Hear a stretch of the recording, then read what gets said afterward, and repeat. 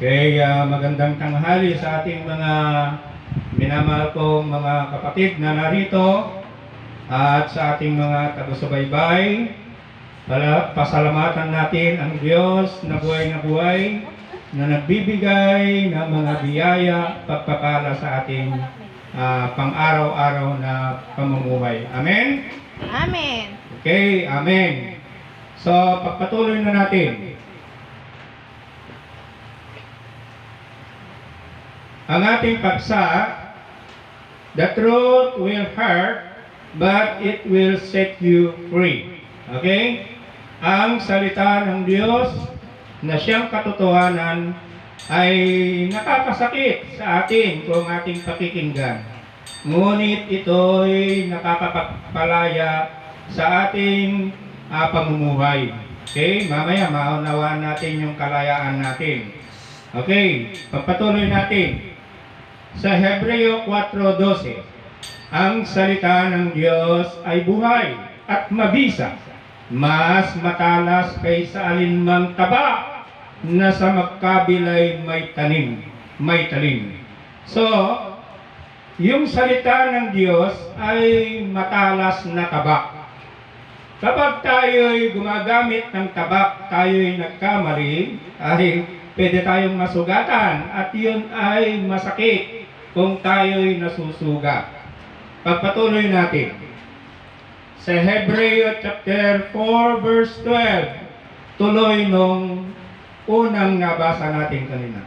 Ito'y tumatagos maging sa kaibuturan ng kaluluwa at espiritu. You see that, no?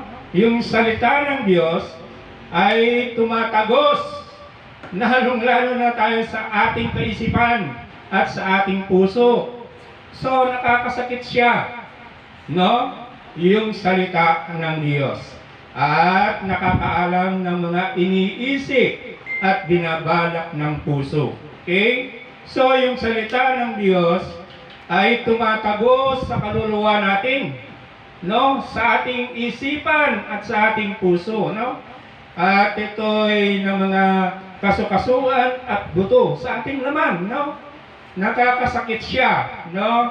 At nakakaalam ng mga iniisip at binabalak ng puso. Yan ang salita ng Diyos, no? Na meron siyang matalas siya, no? Ito'y nakakasakit din kung ating pakikinggan. Okay, pagpatuloy natin.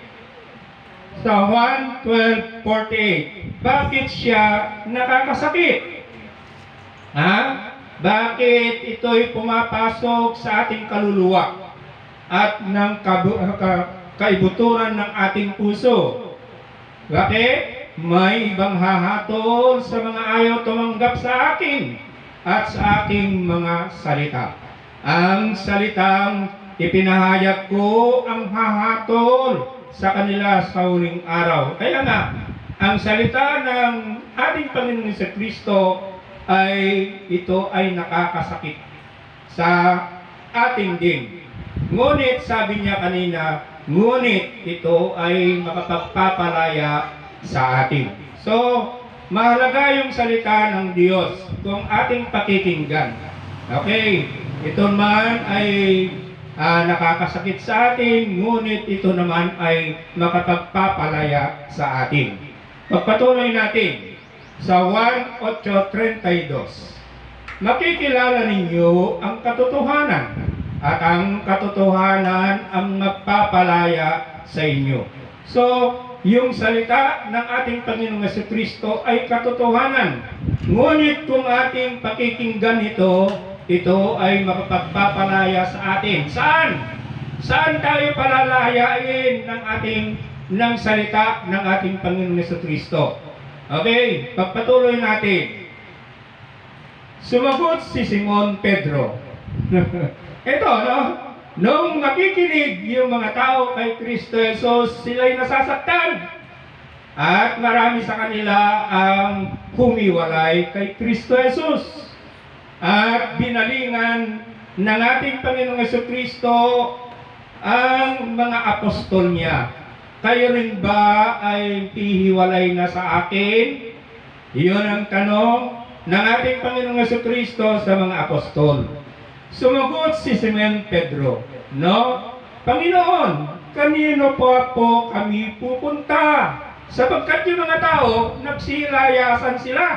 Bakit? Nasasaktan sila doon sa salita ng ating Panginoong Jesucristo. Hindi nila matatanggap yung turo ng ating Panginoong Jesucristo, kaya sila'y nagsilayas. Kaya nga tinanong ng ating Panginoong Jesucristo, yung mga apostol, no, na kayo rin ba ay titiwalag na sa akin? Kayo rin ba ay hihiwalay sa akin? Sumagot si Simon Pedro, Panginoon, kanino pa po kami pupunta? Nasa inyo ang mga salitang nagbibigay ng buhay na walang hanggan. Yun ang sabi ng ating Panginoong Jesucristo, no? Na ang katotohanan ay magpapalaya sa inyo. Saan? Sa walang hanggang kamatayan. Bagkus sa pamamagitan ng salita ng ating Panginoong Jesucristo, kung tayo'y manindigan sa kanyang salita, yun ay makapagpapalaya sa atin. Saan? Sa walang hanggang kamatayan. Bagkus nasa inyo ang mga salitang nagbibigay ng buhay na walang hanggan. So yung salita ng ating Panginoong Jesucristo ay nagbibigay ng buhay na walang hanggan. Kung makinig lang tayo, no? Yung mga ibang tao narinig nila nasaktan sila, nagsilayas sila, no? At sila humiwalay kay Kristo Jesus. Pagpatuloy natin. Sa 1 Corinthians chapter 15 verse 2, sabi ng Apostol Pablo sa mga taga-Korinto, naliligtas kayo sa pamamagitan nito. Ano yun? Yung salita ng ating Panginoong Jesucristo. So naliligtas tayo saan? Sa kapahamakan. Naliligtas tayo saan? Sa walang hanggang kamatayan. Yun ang salita ng ating Panginoong Jesucristo. Bagkus ito ay nagbibigay ng buhay na walang hanggan. Kung matatag ninyong pinanghahawakan ang salitang ipinarangaral ko sa inyo, ano yung ipinapangaral ni Apostol Pablo? Yung salita ng ating Panginoong Jesucristo. Maliban na lamang kung walang kabuluhan ang inyong pagsampalataya. Kaya nga, kung nasasaktan yung mga tao, abay umaalis sila, no? Tumitiwalag sila, no? Ayaw nilang pakinggan yung nakakasakit sa kanila. Papatuloy natin. Romans chapter 16 verse 18. Ang mga taong gayon ay hindi naglilingkod kay Kristo na Panginoon natin, kundi sa pansariling hangarin. Inililigaw nila ang may mahinang pag-iisip sa pamamagitan ng kaakit-akit at matatamis na pangungusap. Mga kapatid, ako'y tagapangaral ng ating Panginoong Jesucristo. Ako'y sinugo ni Kristo, hindi kayo'y bubulatawin. Kundi pinapahayag ko kung ano ba ang salita ni Kristo Jesus.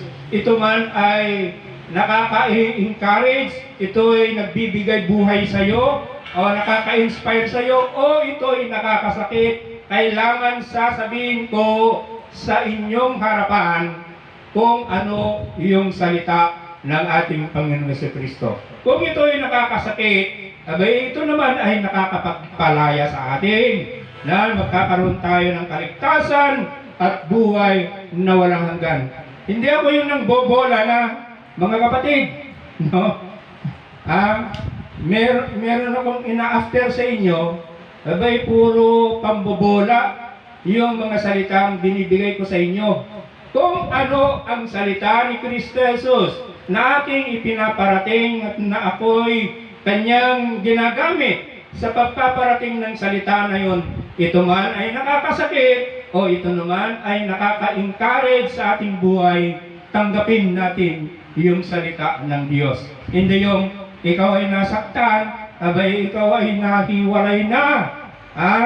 Ang masaklap, umiwalay ka na nga, nilalait mo pa yung lingkod ng Diyos, yung nagpapahayag ng salita ng Diyos.